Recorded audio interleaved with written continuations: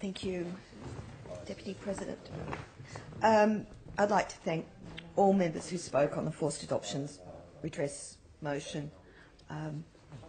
It's a very proud moment when we can all be here with tears in our eyes, knowing that this is an important issue that affects all of us and affects the people of New South Wales. Thank you to the Honourable Paul Green,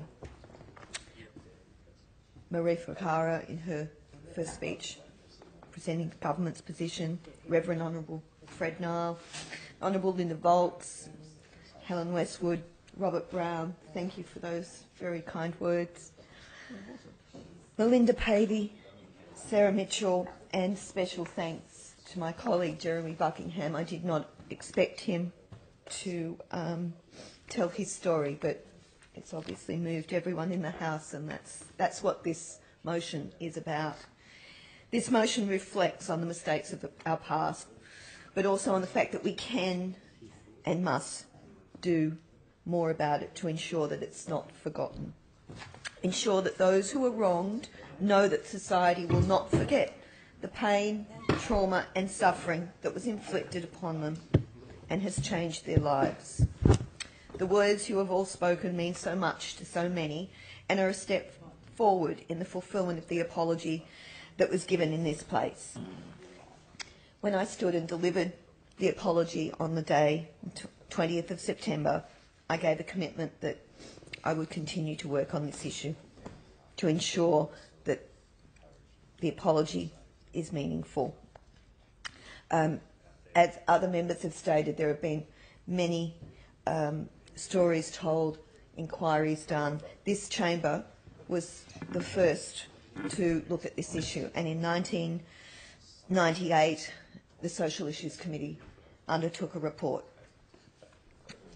inquiry and released a report in 2000 called Releasing the Past, Adoption Practices 1950 to 1998.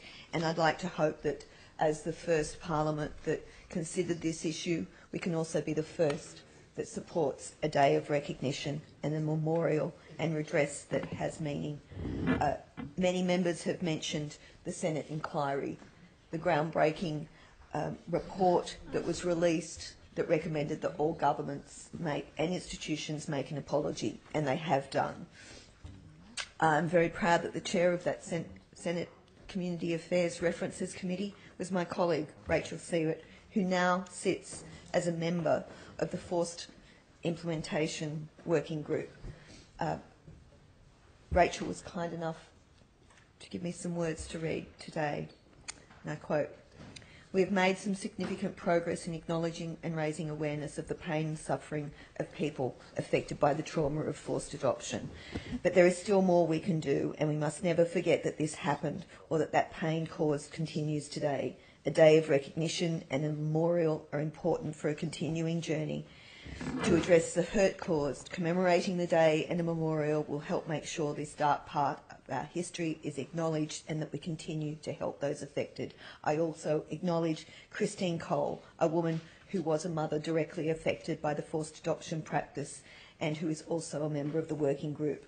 And she has done a thesis on this issue and has devoted her life to keeping the awareness about forced adoption practices alive, and I am just in awe of the courage that she has, and she has also been an inspiration, and her words are here where she quotes from the forced adoption inquiry, the words that say, "We hear you, we believe you, and acknowledge what happened to you, and you are respected members of community." That is what is wished, that those words are meaningful.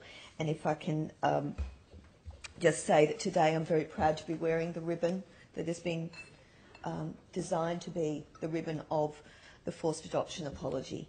The purple is for remembrance and the red rose is for the love and the heart that sits there and is to be remembered. I thank all those members who have spoken so emotionally and so openly about this, and I feel very proud that we can be the first Parliament that does deliver this rightful redress to the wrongdoing of the past. I commend the motion.